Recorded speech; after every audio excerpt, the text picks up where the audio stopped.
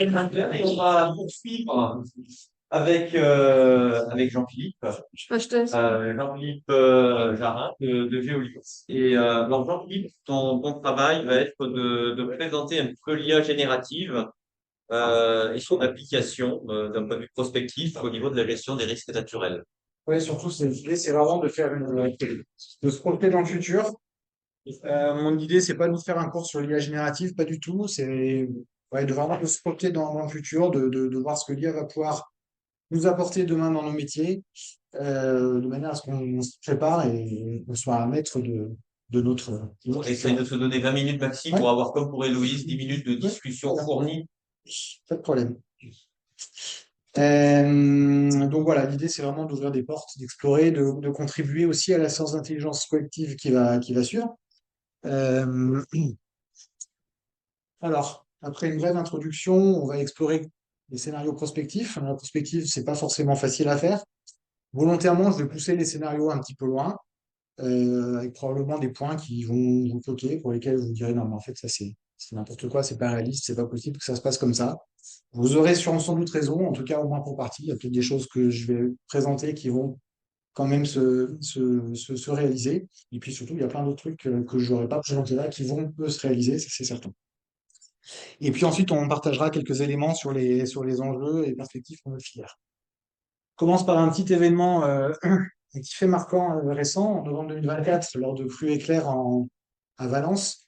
Et un satellite donc lancé par la NASA avec une entreprise irlandaise qui a embarqué un modèle d'IA pour les crues, qui a cartographié l'étendue des inondations et transmis la carte au secours en quelques minutes, alors qu'il fallait plusieurs jours avec la chaîne de télédétection classique.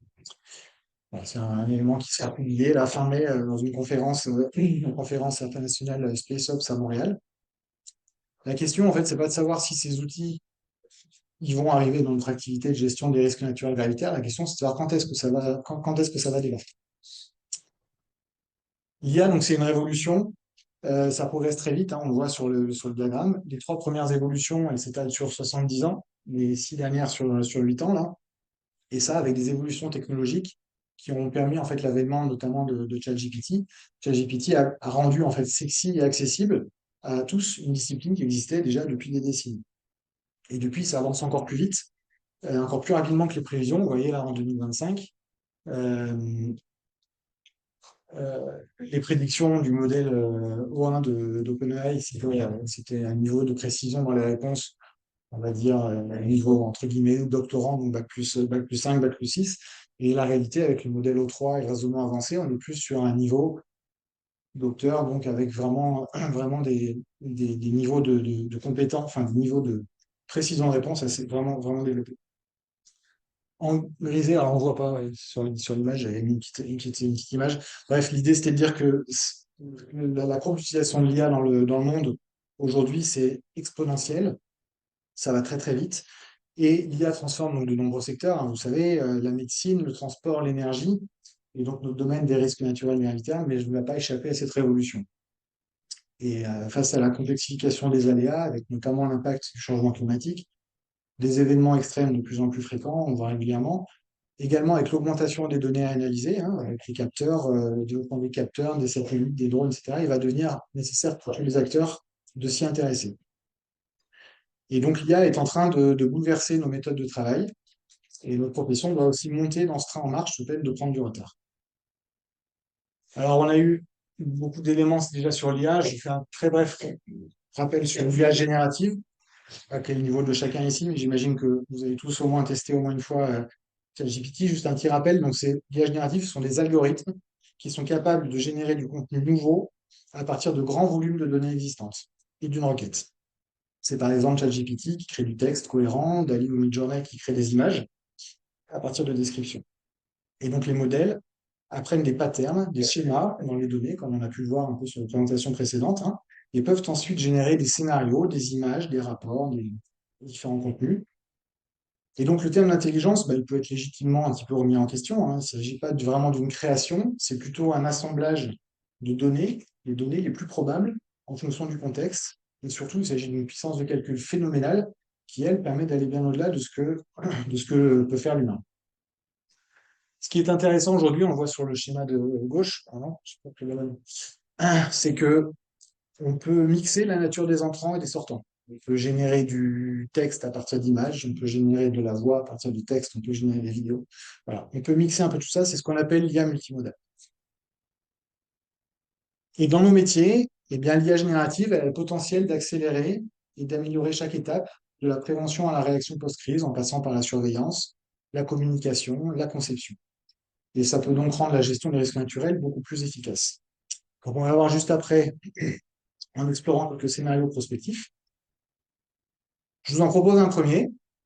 On se projette, on est en 2030 dans une vallée alpine, c'est le début des vacances de février, et les prévisions météorologiques sont assez mauvaises. Il y a de la neige en fort redoux, et donc la neige se transforme en pluie.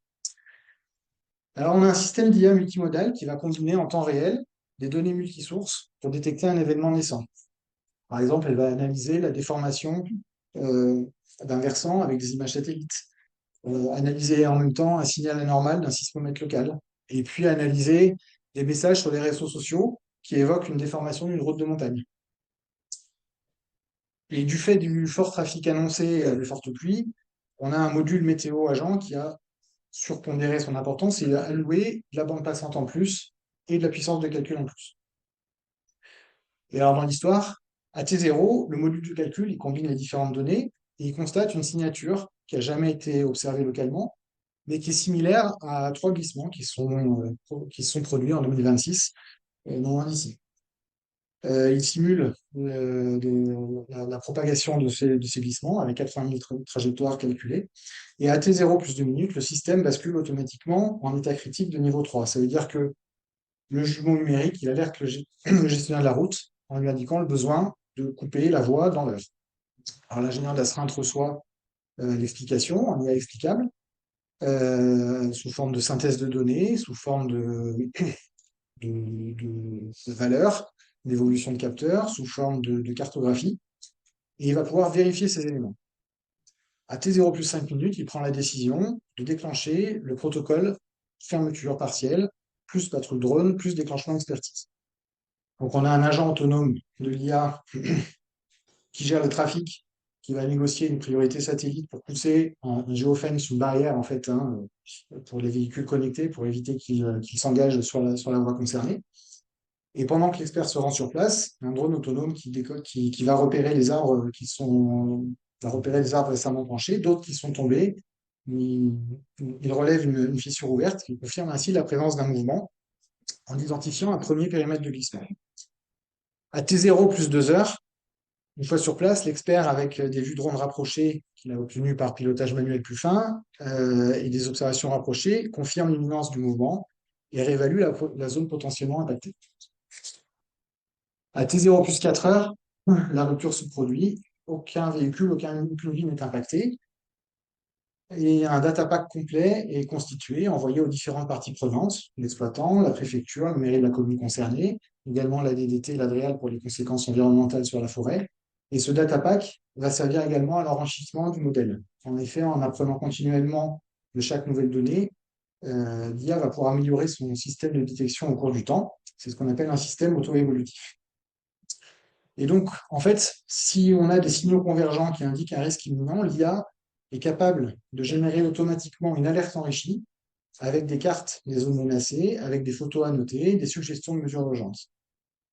Et une telle IA agirait en fait comme un centre de surveillance unifié, beaucoup plus performant que les systèmes isolés, et pourrait détecter plus précocement des scénarios complexes, comme les aléas en cascade, qui combineraient la météo, des problématiques de terrain, d'infrastructures particulières, en s'adaptant aux spécificités locales grâce à son apprentissage continu. Second scénario, en 2028, on va se délocaliser un peu. Un bureau d'ingénierie fait face à un problème complexe. Dans le cadre d'un programme de la Banque mondiale au Népal, il doit sécuriser 50 km de la Prithvi Highway, c'est l'axe Katmandou-Pokhara, contre des chutes de blocs et des laves torrentielles simultanées, potentiellement simultanées. Et du fait de l'étendue de la zone, l'équipe utilise une IA générative de conception. Donc, sur la base des contraintes du site, le relief, la géologie, l'hydrologie et des objectifs de sécurisation en termes de niveau de protection, en termes de budget, de délai, etc. L'IA va proposer automatiquement plusieurs designs innovants d'ouvrages. Par exemple, elle va générer la forme optimale un merlon courbé, couplé à des plages de dépôt et à des exutoires hydrauliques, en explorant des géométries non intuitives. Je fais juste un petit parallèle, je quitte le monde de la prospection pour revenir en arrière sur ces géométries non intuitives. Je fais le parallèle avec le programme AlphaGo, qui en 2017 avait battu le champion du monde du jeu de Go, après avoir une phase d'apprentissage réalisée en jouant contre lui-même des millions de parties, et en explorant des stratégies qui en fait n'avaient jamais été explorées par l'être humain depuis le millénaire que le jeu de Go existe. Donc voilà, l'IA est capable, par sa puissance de calcul, d'aller explorer les choses pour lesquelles nous, on s'est mis à un moment des barrières. Dans notre exemple, je reviens à la prospective, l'IA générative multi-agent va proposer 200 variantes, converger en 12 heures au final sur un merlon constitué de terre, de pierres végétalisées, renforcé d'armatures, pourquoi pas en bambou et avec des géogrilles métalliques. L'IA va extruder les volumes, calculer les métriques à partir du MNT et produire les plans BIM. L'utilisation de matériaux locaux permet de réduire ainsi l'empreinte carbone de la solution ainsi que le coût de réalisation. Les ingénieurs ainsi peuvent disposer d'une panoplie de concepts originaux, parfois hors des sentiers battus, qui peuvent ensuite affiner. Et on dépasse ici le simple jumeau numérique passif. L'IA devient force de proposition, créative, tout en respectant les contraintes réelles. En fait, l'idée de ce scénario ambitieux, c'est d'expliquer comment l'IA peut non seulement accélérer la conception, accélérer les calculs, mais aussi inventer de nouvelles façons de mitiger les risques en combinant l'IA générative et l'ingénierie classique. Troisième scénario, en 2029, suite à un éboulement, un ingénieur géologue est allé sur site, il est équipé de lunettes de réalité augmentée et il interroge un assistant IA pendant qu'il observe une paroi rocheuse. L'IA conversationnelle, qui est spécialisée en risque naturel, finalement c'est une sorte de ChatGPT multimodal spécialisé sur la thématique, charge le jumeau numérique existant du site, analyse en direct ce que l'ingénieur regarde via les lunettes connectées et traite ces images en photogrammétrie pour affiner la maquette 3D. L'IA reconnaît les discontinuités visibles sur la roche, accède aux événements passés à proximité dans un contexte similaire et ainsi analyse une centaine de rapports. Accède également aux rapports d'inspection passés sur le site et aux données pluviométriques locales. L'IA va détecter par l'analyse d'image une zone ouverte d'une quinzaine de mètres en amont, calculer une probabilité d'éboulement forte au regard du contexte géologique et va afficher dans le périmètre de vision de l'ingénieur un halo rouge pulsé, conseillant ainsi à l'ingénieur de ne pas monter pour inspecter la zone en raison du niveau de risque, du niveau d'exposition. Pendant que l'ingénieur pose des questions, est-ce que cette fissure a évolué, l'IA lui affiche dans son champ de vision des annotations sur la falaise. Une fissure ouverte de 8 cm, plus 3 cm par rapport à la visite précédente qui date d'il y a 6 mois. La profondeur estimée est de l'ordre du mètre. Et elle génère aussi des suggestions orales.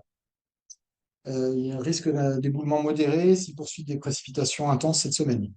Une recommandation, installer un capteur de déplacement ou prévoir un confortement, en soulignant l'endroit précis en réalité augmentée. L'ingénieur va pouvoir alors donner une commande, calcul ancrage par exemple, et l'IA va calculer les 4 ancrages qui sont nécessaires à mettre en œuvre et proposer une implantation. L'ingénieur va pouvoir ajuster l'implantation sur sa tablette, rajouter un ancrage sur une zone fracturée, valider et signer numériquement. 30 minutes après son arrivée sur site, le rapport est envoyé au client. En combinant IA générative, IA multimodale avec la vision et le texte, en edge computing, donc en calcul local, avec une faible latence ou en réseau 5G, ce système peut apporter in situ une expertise augmentée instantanée. Je vous avais dit qu'on irait un peu loin, quelque chose où vous verriez, c'est pas réaliste. C'était le but. Allez, j'en ai un petit dernier. En 2028, dans le massif des Pyrénées, on est au fond d'une vallée, dans l'aire d'adhésion du parc national. Il y a un versant instable qui menace une route transfrontalière. Et il y a deux principes de solutions qui sont envisageables. Une galerie par bloc qui est efficace, mais avec un fort impact carbone, du fait du béton, du transport jusqu'au fond de la vallée. ou un merlon à réaliser en déblayer remblai, avec des matériaux locaux, dans le versant, couplé à des écrans de filet et des déflecteurs. Euh, du fait de la position de la zone dans l'aire d'adhésion du parc, eh ben, il y a une attente forte en termes d'impact paysager et d'impact environnemental qu'il faut chercher à minimiser.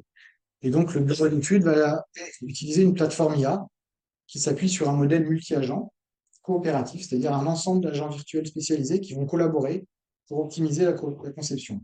Concrètement, on a un agent génératif qui va proposer des configurations d'ouvrage en termes d'emplacement, en termes de hauteur, de type d'ouvrage, de matériaux, etc., en respectant les contraintes de terrain.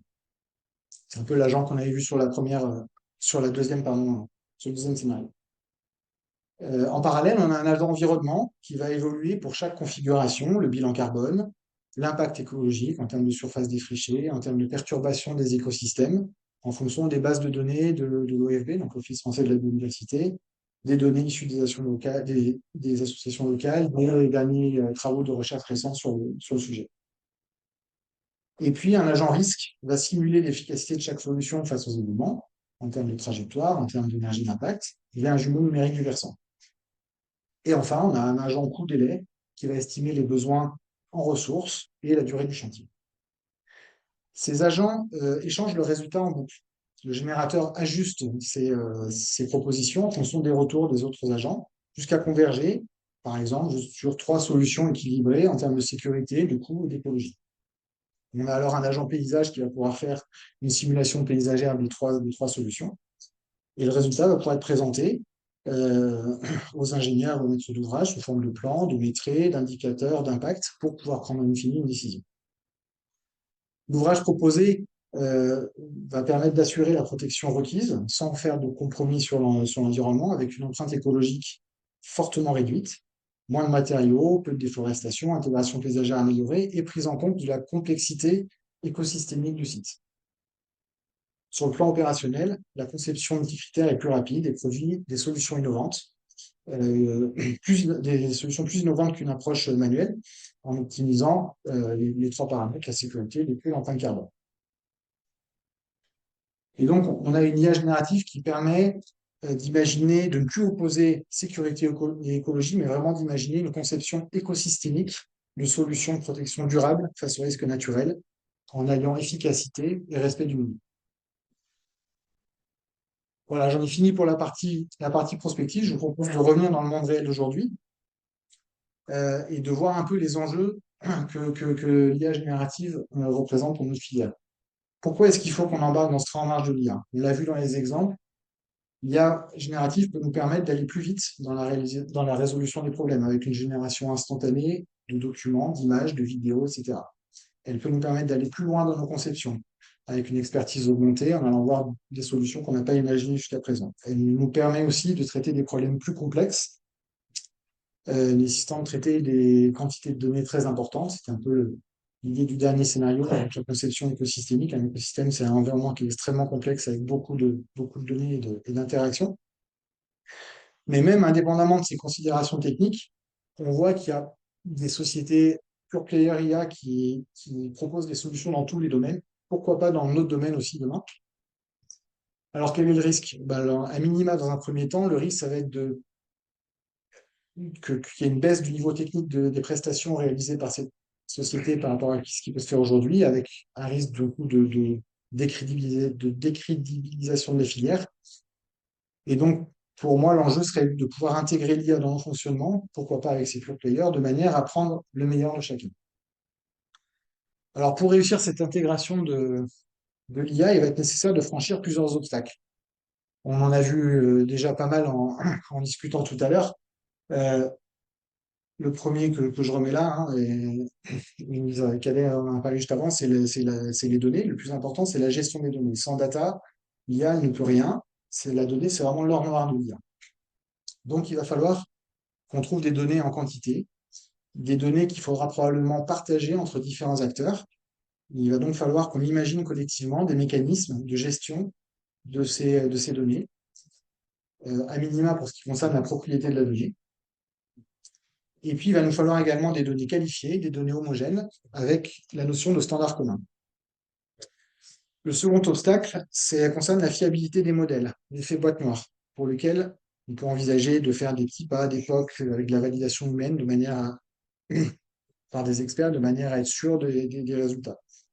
Ici encore, je voudrais souligner l'importance de la collaboration à l'échelle de la filière en incluant plusieurs experts pour avoir des validations croisées et en incluant à la fois des experts métiers et des data scientists pour que les solutions IA soient à la fois performantes techniquement et pertinentes opérationnellement.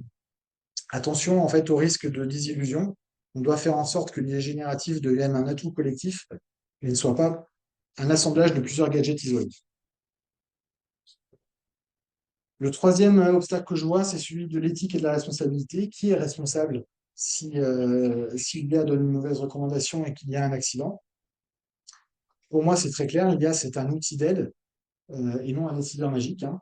Il faut donc clairement définir son rôle dans le processus. Et donc, par exemple, une recommandation d'IA devra toujours être revue par un ingénieur responsable qui va garder la décision finale.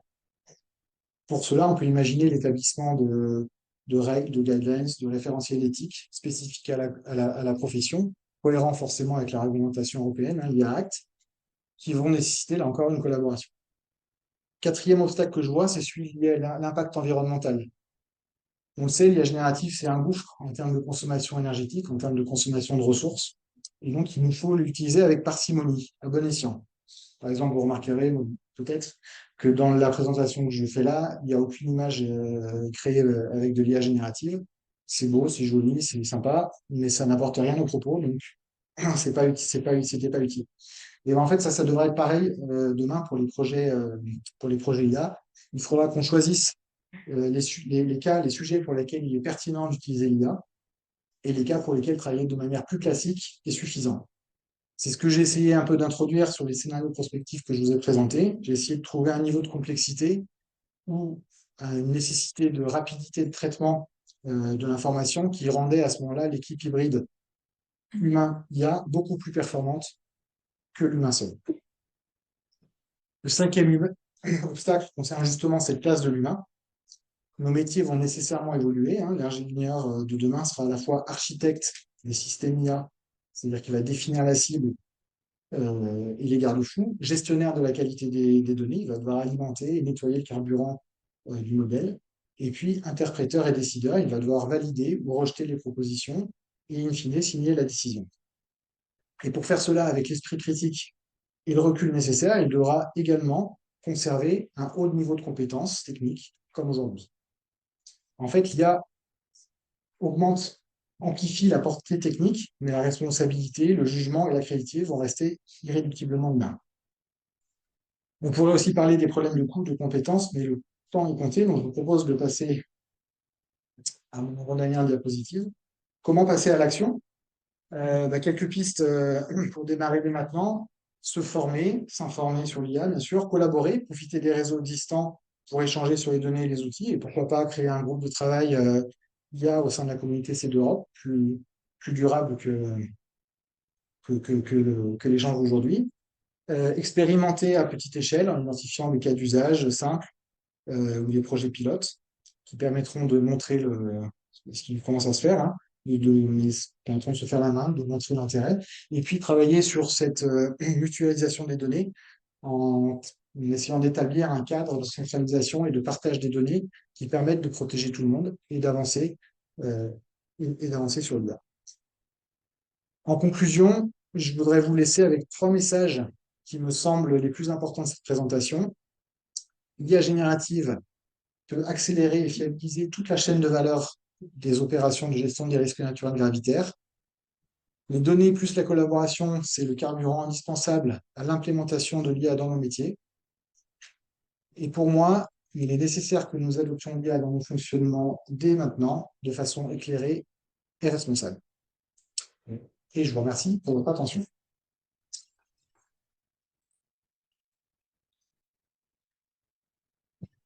Merci infiniment, extrêmement intéressant, Jean-Philippe, et très pédagogique. Des questions pour compléter l'exposé. Anne. Ouais, c'est 0,1. Rappel calcul, la plupart du temps, on regarde tous les systèmes d'information. Notre Et ça pose deux problématiques. C'est que si on utilise, bah, voilà, utiliser l'IA bien, ça va vraiment atteindre. Et il faut garder vraiment l'humain, la place l'humain est importante. Mais comment il la garde, comment on garde une expertise qui doit être hyper rapide en situation de crise. Ouais, tout à fait. Ça fait partie vraiment de cette question de place de l'humain. Pour moi, très clairement, l'humain est aidé de l'IA, mais l'humain va pouvoir se débrouiller sans IA demain pour la major, pour tous les cas. Est-ce que j'y crois? Je pense qu'on n'a pas le choix. Je pense qu'on n'a pas le choix et qu'il faut travailler sur cet axe-là. Alors, il y a une question. Je vais donner la parole tout au fond, puis je reviendrai au centre après. Allez, David. Moi, je voudrais prendre la casquette d'enseignant. On est en train de voir arriver le problème de ChatGPT pour l'enseignant, avec le sentiment que la connaissance est disponible de la machine et qu'un coup, j'ai pas besoin d'avoir dans ma tête. J'en ai besoin, je peux aller la chercher dans la machine. Et ça, je pense que c'est, enfin, pour nous, l'enseignant, c'est un vrai défi. C'est de continuer à donner de la connaissance à nos étudiants qui soient bien implémentés dans leur neurone naturelle pour qu'ils puissent continuer à se donner de leur surprise et des choses. En fait, Ça, je pense que c'est un vrai défi pour nous, que c'est indispensable si on ne veut pas perdre en compétences. Mais là, dans ta présentation, ça te dit que l'ingénieur, il a quand même une autre compétence des orbites, aujourd'hui, que le doit donner. ouais, Je dirais que dans le sens, ça se comprend les choses. en fait, ce que je me disais sur la question d'Anne, en fait, elle est plus au-delà de nos métiers, c'est sur l'enseignement et comment est-ce qu'on arrive à continuer à donner ce niveau de compétence aux étudiants d'aujourd'hui et aux étudiants de demain. Euh, Très clair, pour moi, très clairement, il faut arriver à, je reviens pas avant, mais vous avez compris, hein, l'IA générative, enfin, la réponse de l'IA générative, c'est finalement un heureux hasard, un alignement de statistiques qui fait qu'à un moment, c'est cette réponse-là qui est la plus probable. Et on sait que l'IA générative, il y a des biais, il y a des hallucinations, il se passe plein de choses.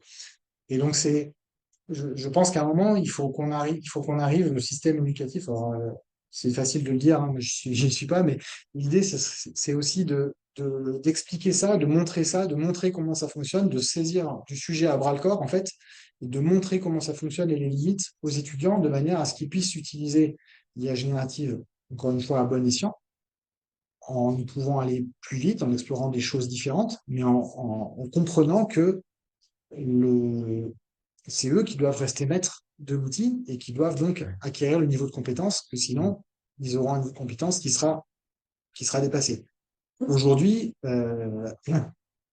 même aujourd'hui, à l'école primaire, on apprend toujours les tables de multiplication. Pourtant, ça fait des décennies qu'on a des calculatrices. Ah, mes enfants ont toujours les enfants. Je leur ai fait réciter leur table de multiplication.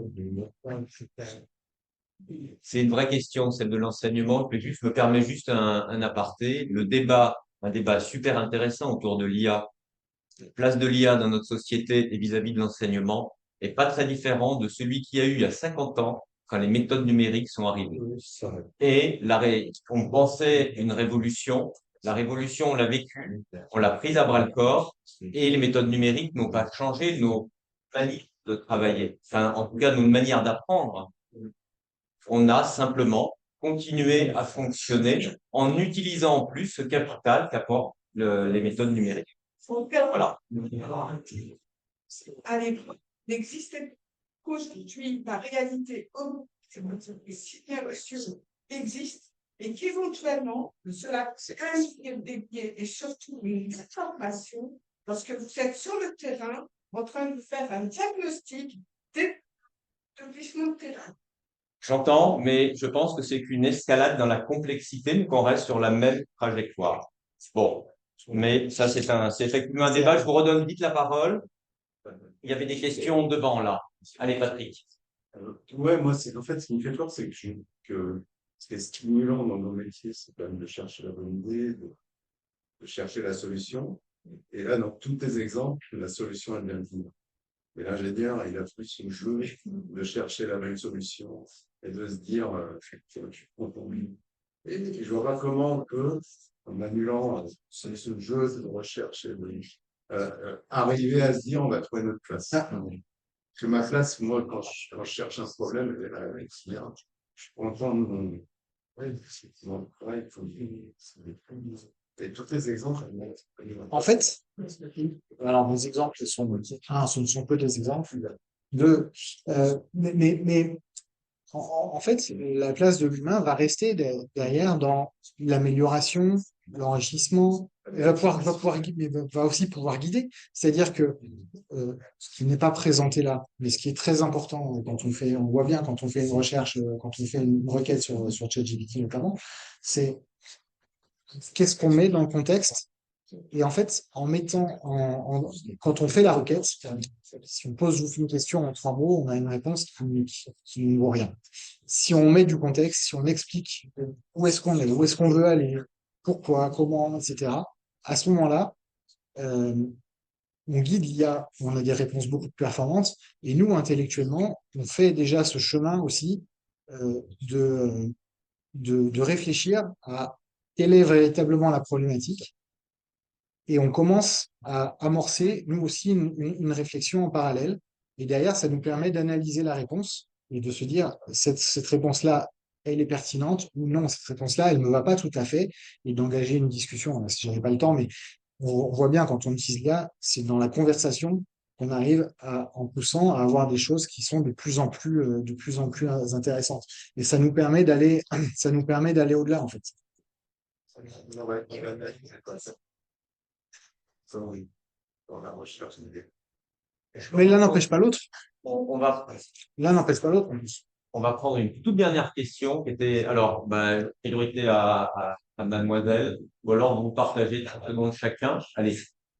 C'est pas une question, c'est juste, est-ce que avec toutes ces recherches-là, et vouloir développer l'IA pour la protection, pour la protection naturelle, on n'est pas en train d'alimenter la cause des risques naturels, c'est-à-dire les réchauffements climatiques avec la transformation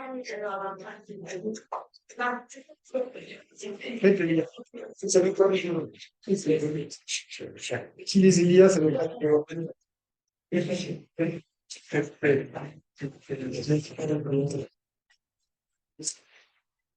est-ce qu'on n'est pas en train de juste d'alimenter les C'est une vraie question. L'impact environnemental, j'en ai parlé, hein. Il faut que l'IA, on l'utilise à bon escient. Si c'est utiliser l'IA pour faire un calcul qu'on sait faire en 10 minutes ou en 1 heure avec le logiciel qui va bien, ça n'a pas d'intérêt. Très clairement, ça n'a pas d'intérêt. L'IA, ça a un intérêt si on a un besoin, comme je disais là, d'immédiateté éventuellement, ou un besoin de complexité avec un nombre de paramètres extrêmement important, avec des choses qu'on ne sait pas modéliser à l'échelle au niveau du cerveau humain. Là, oui, ça a un intérêt. C'est vraiment là que je vois l'intérêt. Et je pense que on peut, grâce à l'IA, c'était un peu l'intérêt du mon dernier exemple, essayer d'aller sur des solutions qui préservent mieux l'environnement. C'est-à-dire que parfois la requête, une requête, enfin, l'utilisation de l'IA pour concevoir un ouvrage, si derrière cet ouvrage il nous permet d'économiser énormément en termes d'impact sur l'environnement, là la balance elle est positive. Je suis désolé de devoir clore le débat. Ça montre à quel point le sujet est intéressant. Mais malgré tout, on a des contraintes de temps si on veut pouvoir avoir ce temps de travail collectif. Merci encore, Jean-Philippe.